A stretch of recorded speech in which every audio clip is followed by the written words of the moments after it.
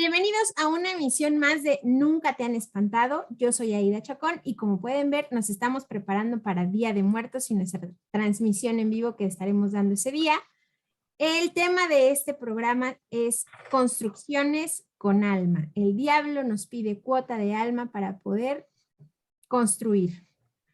Hola, buenas noches. Yo soy Marco Antonio Molina y vamos a hablar sobre este tema. Es un tema muy frecuente, muy antiguo y bueno, vamos a dar algunos antecedentes nada más, pero da para mucho más. Yo creo que en otro momento igual iremos retomándolo, ¿sí?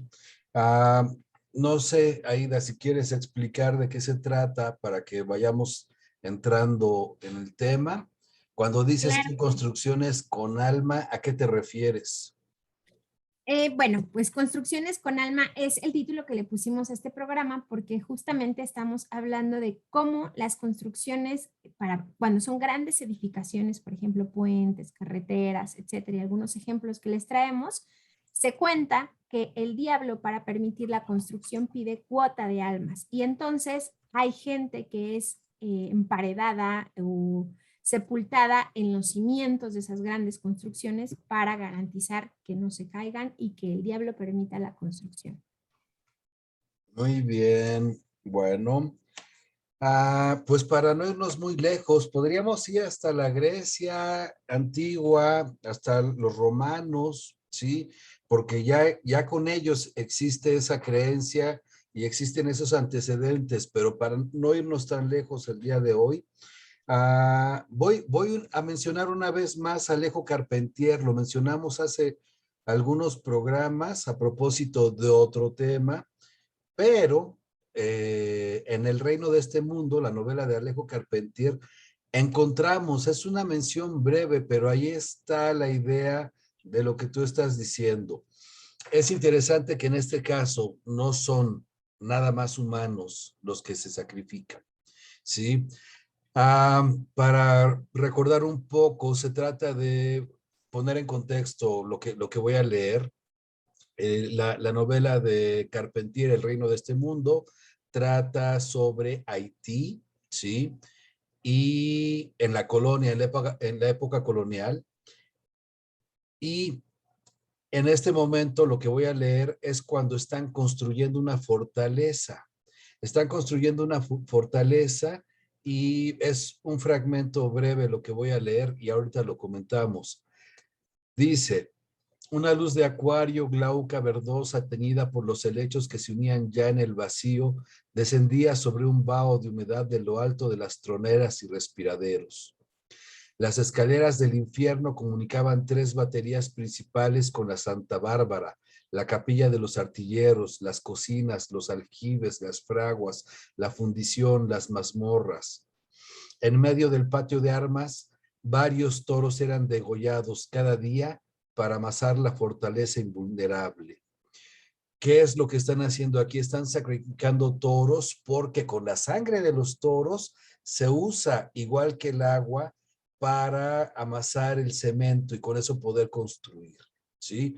Entonces, eso es lo que está diciendo Carpentier. Voy a leer un fragmentito más y ahorita comentamos esto. Dice, sobre ejes de carretas empotrados en las murallas se afianzaban los puentes volantes por los cuales el ladrillo y la piedra eran llevados a las terrazas cimeras, tendidas entre abismos de dentro y de fuera que ponían el vértigo en el vientre de los edificadores. Está hablando de que están construyendo la parte externa de la fortaleza y ahí está alto, en lo alto del precipicio, es donde tienen que pasar por las escaleras los obreros. A menudo, un negro desaparecía en el vacío, llevándose una batea de argamasa. Al punto llegaba otro sin que nadie pensara más en el caído. Centenares de hombres trabajaban en las entrañas de aquella inmensa construcción, siempre espiados por el látigo y el fusil, rematando obras que solo habían sido vistas hasta entonces en las arquitecturas imaginarias del Piranesi. Bien, este capítulo se llama justamente El sacrificio de los toros, por el detalle que estamos comentando. ¿Quieres comentar sobre esto? Sí, justamente hay una mención que haces a Santa Bárbara y no sé porque no conozco todo el panteón vudú, pero Santa Bárbara en la religión yoruba está ligado con Changó o Shango, ¿no? Las Ajá. dos locuciones son correctas. Y es el dios del trueno o el orisha del trueno, ¿no? En este caso, en Mayombe también, en Mayombe, Santa Bárbara, está asociada con el trueno, con Shango. Y bueno, no sé, se supone que representa lo material y lo inmaterial, ¿no? Entonces, me parece que también esa podría ser una lectura acerca de cómo lo material, que sería la construcción, y lo inmaterial, que sería el alma y la fortaleza del toro, vertido en su sangre, es lo que van a edificar una gran construcción. Puede ser, aunque también se refiere a un término arquitectónico del que está hablando Carpentier, pero bueno, ahí puede haber una coincidencia, ¿no?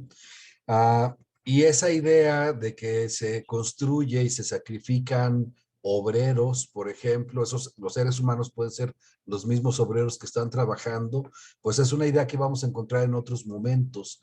Ah, no, por, por mencionarlo de una vez, ya que estamos en eso, a propósito de construcciones, en el documental En el Pozo de Juan Carlos Rulfo se habla, es un documental que hace Juan Carlos Rulfo sobre la construcción del segundo piso del periférico en la Ciudad de México, ¿sí?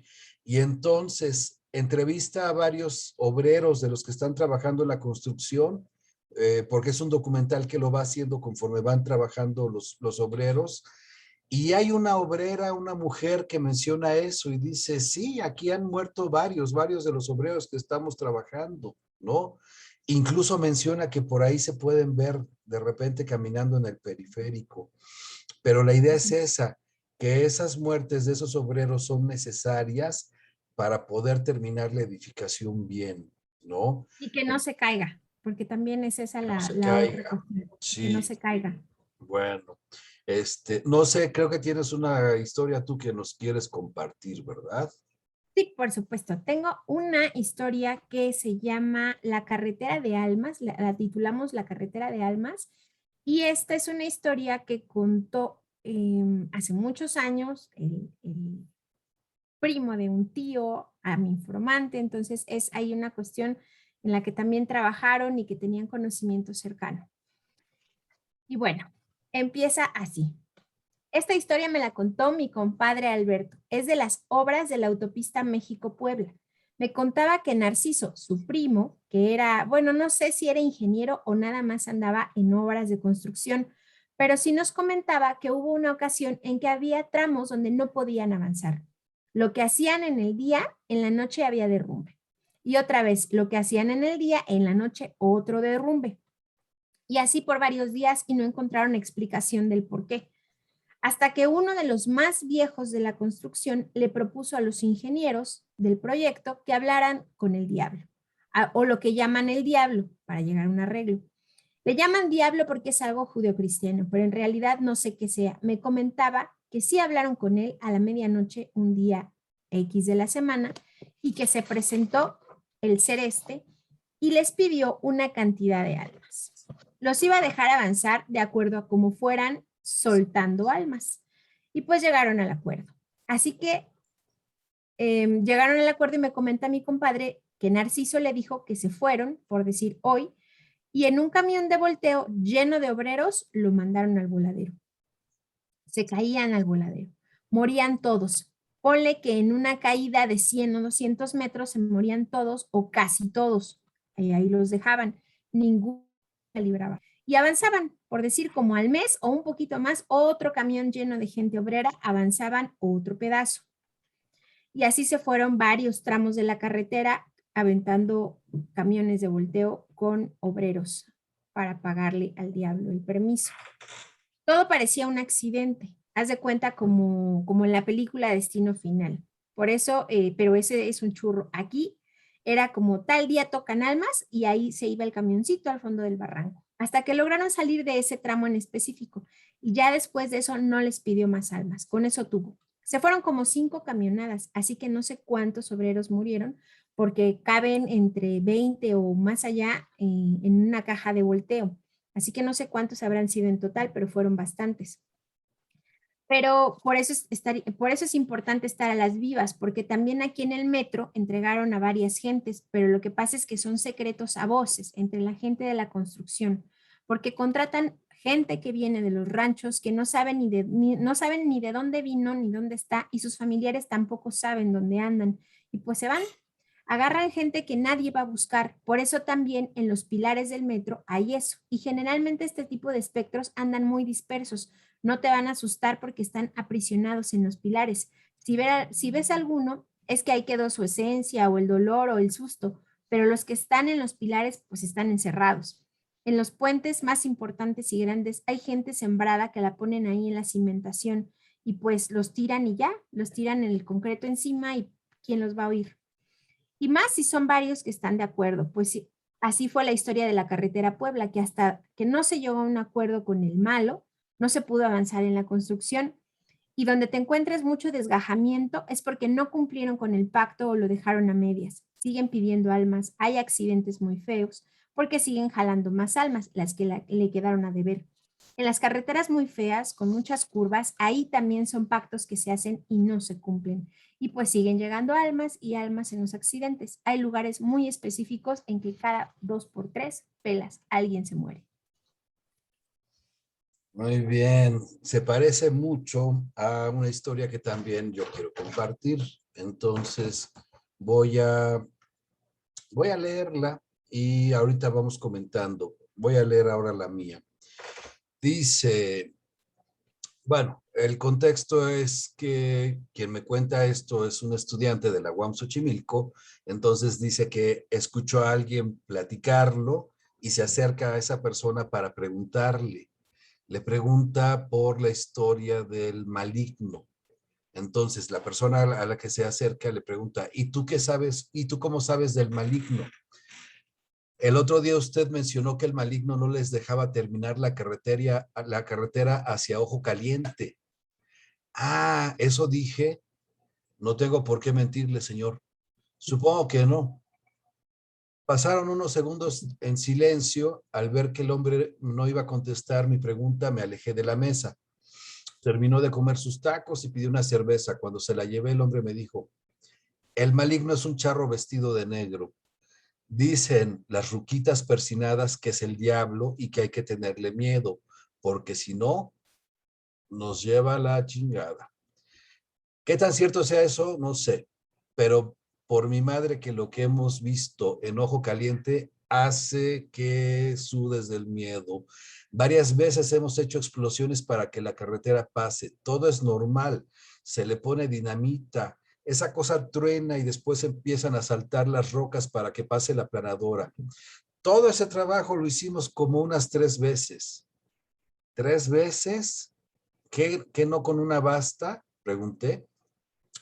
Pues sí, pero haz de cuenta que todo eso lo hacíamos hoy en la mañana y la tarde. Para la noche nos regresábamos al campamento y al día siguiente que llegábamos, las máquinas estaban en la barranca y todo lo que habíamos aplanado estaba como cuando llegamos la primera vez. Ese día pues estábamos todos sacando las máquinas, hasta llegaron unos de México con unas grúas grandototas, como al mediodía paramos para comer algo y se nos acercó, perdón, como al mediodía paramos para comer algo y se nos acercó una viejita a decirnos que no le habíamos pedido permiso al maligno para hacer la carretera. ¿Para qué te miento? Nos moríamos de la risa y le dijimos que sí, mañana. La ruquita se fue muy, muy molesta diciendo que nos íbamos a arrepentir. Haz de cuenta que sacamos todo lo que se había ido a la barranca y nos fuimos a dormir para darle al otro día. En la mañana, cuando llegamos, las máquinas estaban otra vez en la barranca. Las sacamos y nos pusimos a trabajar para aplanar todo. Después de no dormir 2 noches, el ingeniero dijo que con lo que habíamos adelantado era suficiente y nos fuéramos al campamento. ¿Qué crees que pasó en la mañana cuando regresamos a la obra? Las máquinas estaban en la barranca y nada estaba construido. La ruquita que nos dijo lo del maligno volvió a venir con el ingeniero y le dijo que le pidiera permiso, que hablara con él. El ingeniero nos mandó al campamento y se quedó esa noche. No sabemos qué pasó en la noche, pero dicen que del monte bajó un charro vestido de negro con ojos muy brillantes y le dijo al ingeniero que donde estábamos trabajando era su territorio y que si queríamos hacer la carretera le debíamos pagar. No sé qué pasó después, pero dicen que el ingeniero le prometió unas vidas a cambio del terreno y que el charro aceptó. ¿Y cómo le iba a dar las vidas? Pregunté. Pues no sé, pero en la mañana que llegamos, el Inge nos dijo que ya no iba a pasar nada y que comenzáramos a trabajar. Nosotros pues seguimos la orden y trabajamos 3 días sin parar. Para el cuarto día mandó a unos obreros a demoler una pared. Creo que calcularon mal y se les derrumbó de más. Ahí quedaron como unos 10. El Inge no dijo nada, dijo que era el costo y que no íbamos a tener ya ningún problema con la carretera. Y pues así fue. Fuimos trabajando sin problemas y desde hace una semana y media no ha vuelto a pasar nada. Bien, pues ¿cómo ves? Podemos analizar varios puntos. Por ejemplo, en la historia que yo comenté, justamente lo que se dice es que el diablo es dueño de un tramo de ese territorio donde va a pasar la carretera. Entonces, no es toda la carretera, no son todos los kilómetros que abarca la carretera, pero son tramos muy específicos que le pertenecen y entonces es ahí donde cobra una cuota de almas para permitir la construcción en sus dominios. Sí, sí, sí, y aquí es lo mismo. Dice en esta historia que yo leí, dice, es mi territorio, ¿no? Entonces me tienen que pagar una cuota, ¿sí? Muy bien. Eso es para seguir trabajando y es un poco la idea de dar ese permiso, ¿no? O sea, están construyendo en mi territorio, es darles un permiso. Tú comentabas hace rato, y eso es real, en cuanto a que es una de las creencias más frecuentes. No solo es el permiso para construir en ese territorio, sino también para que la obra no se caiga, ¿no? Entonces también eso tiene que ver. Ah, ¿Tienes otra Efectivamente. historia? ¿Quieres comentar Sí, algo? A justo ver. tengo otra historia donde sí se menciona la resistencia que dan las almas a las construcciones. Es un poco más breve. Se titula Los niños del puente y esto sucedió en Chiapas. Y dice así, mis papás me comentaban de un puente que está por Nancinapan, Chiapas. El caso es que en ese rancho había un señor que le quitó el río en una de sus crecientes a su esposa y a su hijo. Sí, se los llevó el río. Él apenas alcanzó a salvarse. Otras ocasiones en el que el río estaba llegando a los niveles más altos y empezaba a tapar ese puente precisamente, se escuchaban voces infantiles que decían, atráncate compañerito para que no nos lleve la corriente. Muy anteriormente, cuando hicieron ese puente, la gente comentaba, realmente no había pruebas, pero sí se sabía que se habían perdido algunos niños de las zonas aledañas y que le echaban la culpa a que podía haber sido eso, que los agarraban para ponerlos en los pilares a los niños para que aguantara las crecidas del río. Ya con eso tiene un alma más allá de lo material, más allá de los materiales con los que se construye. Es decir, tiene algo como un alma humana que le permite ser más resistente. Cada vez que venían las crecientes, las personas que vivían por el rancho de mis papás escuchaban esas voces y fueron varias personas, no fue uno solo que pasara por ese lado. A ciencia cierta no se puede demostrar, nunca han intentado abrirlo o derrumbar ese puente sigue ahí. De ahí nos fuimos después cuando yo era niño todavía. Ellos me comentaban de ese puente en sus historias y entonces yo tenía entre 5 y 7 años. Pues sí, ahí está justo esa fortaleza, ¿no? Ah, no sé, esto también es algo que no se sabe mucho, ¿sí? Pero cuando se pone, fíjate, en Veracruz, ahora que estás vestida de jarocha, cuando se pone el palo para para los voladores de Papantla, se tiene que hacer un sacrificio. O sea, ese palo no es nada más llegar y ponerlo ahí así, no. O sea, realmente es una ceremonia y sigue siendo una ceremonia. Tal vez ya no tiene todo el significado que lo pudo haber tenido hace muchos años, en otra época, pero ahorita todavía sí se excava el hoyo donde se va a poner el palo y ahí se tiene que sacrificar un pollo y tiene que llegar la sangre al agujero para que ese palo no se caiga y puedan subir entonces los hombres a dar vueltas sin peligro. Entonces también es algo que se sigue haciendo, ¿eh?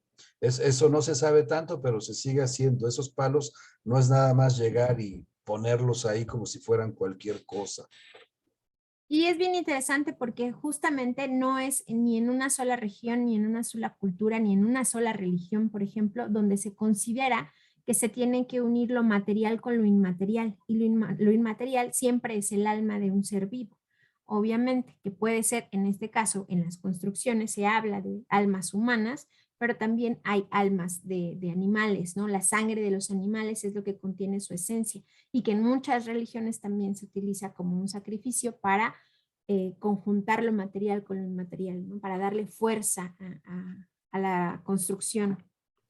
Exactamente, es la fuerza que se supone que está en la sangre, ¿no? Como en el texto de Alejo Carpentier, la sangre de los toros, y aquí en lo que comentaba yo, la sangre de los pollos, para el agujero donde va a estar el palo de los voladores. Muy bien. Hoy tengo otra historia, ¿la Okay. leemos? ¿O querías decir algo? No, solamente estaba recordando un pasaje bíblico que también tiene que ver con la sangre de los animales como protección, que no tiene que ver con las construcciones, pero sí con la protección, con la sangre del cordero, justamente cuando, es que se me van las historias y luego las revuelvo, a ver si no digo como el Chavo del Ocho o Chespirito, ya no me acuerdo quién era. Eh, pero la sangre del cordero se ponía en las puertas justamente para que no muriera el primogénito de las familias del pueblo de Israel, ¿no? Que es en el pasaje de la Biblia del Antiguo Testamento donde caen las plagas de Egipto y una de esas maldiciones era justamente la muerte de todos los primogénitos de Egipto, menos de aquellos que tuvieran la protección de la sangre del cordero en sus puertas, para que la muerte no llegara. Muy bien, sí, y bueno, nada más para comentar, las puertas en ese sentido también son muy importantes en cuanto al pasaje que representan para entrar, ¿no? Salir de la casa y todavía en la cultura judía todavía son muy importantes. Ahí están las oraciones y se tienen que respetar esas puertas de las casas de los judíos. No es tampoco nada más así como una puerta cualquiera que puede ser de cualquier manera. Está llena también de rituales que son importantes para esa cultura, ¿no? Bueno, si quieres vamos a leer entonces la historia que es una historia parecida, pero es más breve. Entonces voy a leerla. Dice, en un poblado del estado de Guerrero, cerca de Tlapa de Comonfort, se construía un puente que cruzaba un río, que en temporada de fríos estaba casi seco, pero en temporada de lluvias la corriente crecía hasta 2,5 metros, arrastrando tierra y piedras. Este puente ha estado sin terminar por muchísimo tiempo y es, según los pobladores, porque en él se aparece una serpiente grandísima y cuentan que al ingeniero que lo construía se le apareció un día y le dijo que nunca lo iba a dejar construir ese puente. El ingeniero quedó aterrado por ver que una serpiente le hablaba, pero el tamaño de esta fue lo que más le sorprendió. Sin embargo, el ingeniero siguió con la construcción, pero al llegar a la mitad, frente a todos los trabajadores, apareció la serpiente. Se tragó a uno de los trabajadores y desapareció.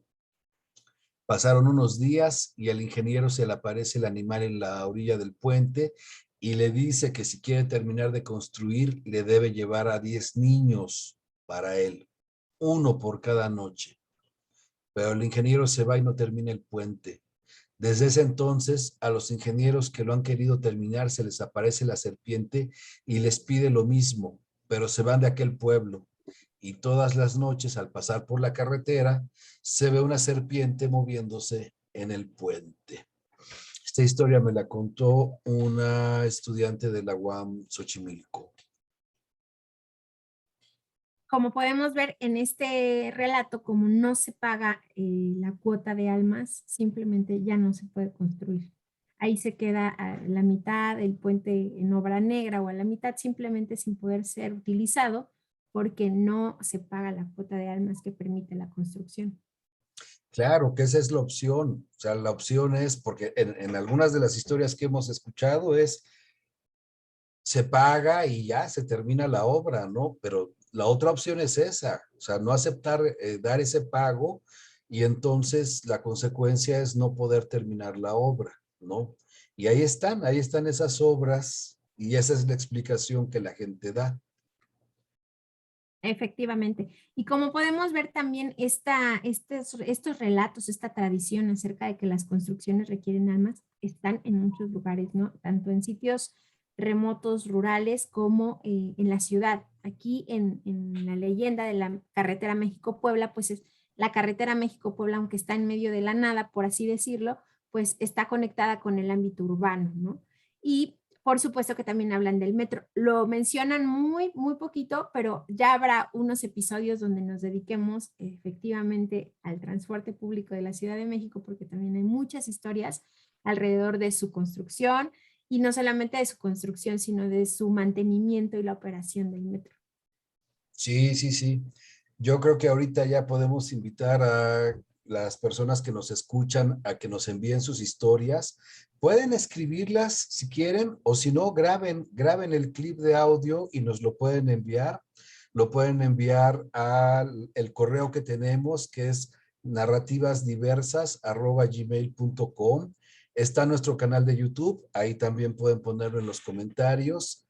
Y está la página de Facebook, las dos se llaman igual, Nunca Te Han Espantado. Y bueno, está también el canal de, bueno, está nuestra cuenta de Spotify, aunque todavía no hemos subido los audios, pero ya lo vamos a hacer pronto, ¿no? Espérenos porque vamos lentos, pero sus colaboraciones las pueden enviar para que las podamos trabajar y recuerden que si no las ven rápido es porque estamos trabajando justamente en la programación y en la temática de cada una de las emisiones. También pueden mandar sus saludos si quieren. Acá los vamos a transmitir. Muy bien, muchas gracias, Aida. No sé si quieras decir algo más antes de que terminemos. Repito el correo, nos pueden enviar sus clips de audio, sus historias a el correo narrativasdiversas@gmail.com. Muy bien.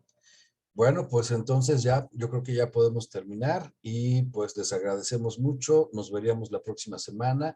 Envíen sus historias o también propongan temas, porque esa es la otra idea, que ustedes nos propongan como sobre qué temas les gustaría que platicáramos. Y bueno, ya es buscar las leyendas, buscar las historias y comentarlas con ustedes. Les Claro que sí. agradecemos mucho, Aida. Acuérdense que tenemos transmisión en vivo el 31 de octubre Ah, para hablar de nuestras tradiciones de Día de Muertos y por supuesto que muchas historias que tienen que ver con estos días de muertos, Halloween con el sincretismo ya actual, ¿no? De la tradición norteamericana, pero que también está inmersa ya en nuestra cultura y que podemos, pues, rescatar varios relatos que tengan que ver con ambas festividades. Vamos a estar transmitiendo en vivo ese día, ya les daremos los detalles de aquí a que estemos listos, pero ya saben, también pueden mandar historias para ese día que quieran que se lean ese día, tienen que ver con Día de Muertos. Bienvenidas todas las historias de Día de Muertos. muy bien, sí, eso es cierto. Vamos a hacer una transmisión en vivo ese día. Pues les agradecemos mucho, muchas gracias y Aida, Hasta la próxima. cuídense mucho.